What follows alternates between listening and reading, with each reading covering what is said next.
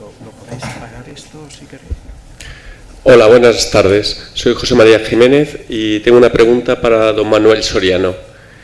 Me ha parecido muy interesante su exposición, pero me queda una inquietud, y es que si el cemento adicionado puede tener problemas de seguridad en los hormigones que se fabriquen con ese cemento, o si eso hay algún control de algún tipo para toda esa innovación que se hace en el mix entre clinker y adiciones. Bueno, como he ido muy deprisa, posiblemente algo se haya quedado en el tintero. Había una lámina donde he dicho que el cemento es un producto que está normalizado. O sea, no se puede poner en el mercado nada que no cumpla norma y está certificado por organismos acreditados.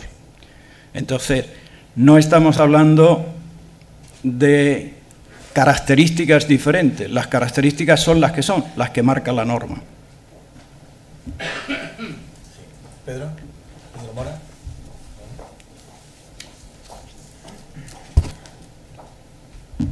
Gracias. Bueno, lo primero, un par de comentarios respecto al tema de las adiciones.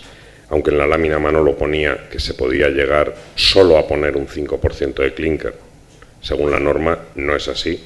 El porcentaje según la norma es mucho mayor en los cementos más adicionados, por motivos precisamente de seguridad.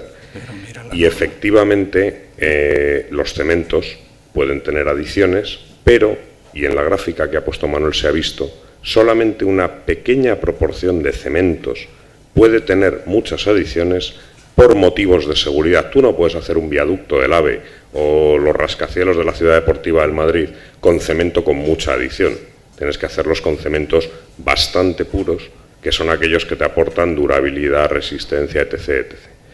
Todas las características de la norma. Entonces, la posición sectorial precisamente es que, por supuesto que hay que trabajar en esa línea, pero dentro de los rangos de seguridad. ¿Eso qué quiere decir? Que más allá de un 2, 3, 4% de lo que a día de hoy, año 2009, ya está haciendo el sector en España, que es uno de los más avanzados de Europa, no se puede hacer. La media en España es que para un mix general de cementos el 77% tiene que ser clinker. ¿Que se puede llegar al 74%? Pues probablemente, pero bajar del 70% para un mix con construcciones estructurales que requieran seguridad es bastante complicado a día de hoy o en los próximos años. Por eso es una palanca que desde la posición de Holcim se supervalora, pero para un mix general de venta de cemento no es adecuada. Sí quería hacer una pregunta a Jesús Abadía, porque me ha parecido muy interesante la presentación y te has referido en varias ocasiones a costes de la empresa. Y entonces me gustaría saber cómo se casa el tema de costes de la empresa con que todos los años haya que hacer una devolución por los windfall profits, es decir, como trasladáis el coste del CO2 al precio por el sistema marginalista de casación de precios español, que además os hagan devolver una parte de aquello que recibisteis gratuitamente. Esto es una parte complicada, o sea, no entiendo los costes para la empresa cuando siempre se ha dicho que el sector eléctrico podía ir a la subasta porque era capaz de trasladar en precio y lo que hacía era luego ajustar los windfall profits para que no existieran con el Estado. Esa es la pregunta.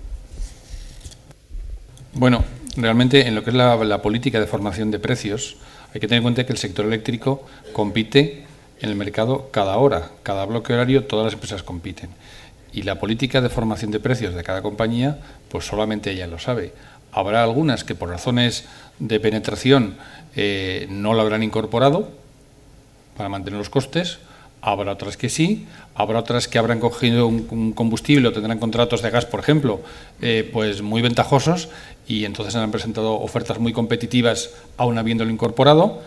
Y realmente nadie es capaz de saber en qué medida las empresas eléctricas, ni una a una ni en su conjunto, han incorporado el precio del CO2 en todo o en parte.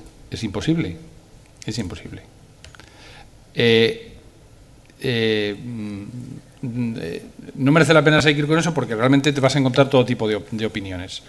Lo cierto es que en Europa se ha incorporado o se ha producido un incremento del coste de la energía eléctrica en los mercados superior al de los combustibles. Tampoco eso quiere decir que se ha incorporado el CO2, hay más costes.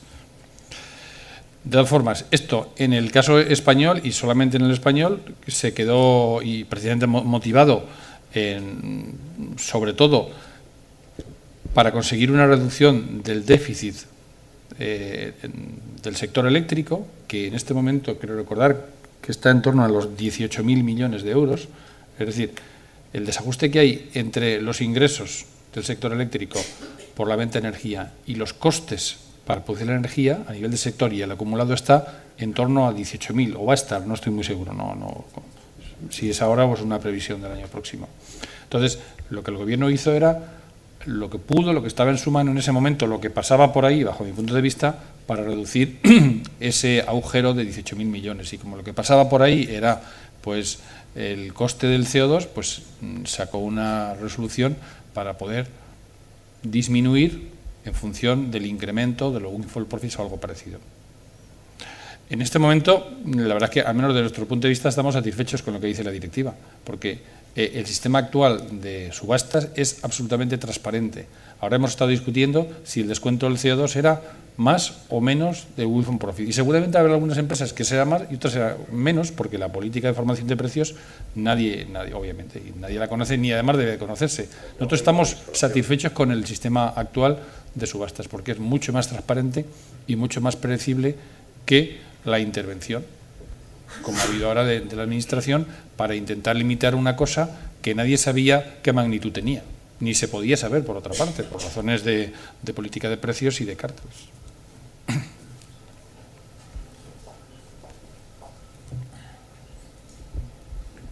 Buenas tardes. Mi pregunta va a Antonio Baena y a la interesante exposición que ha hecho.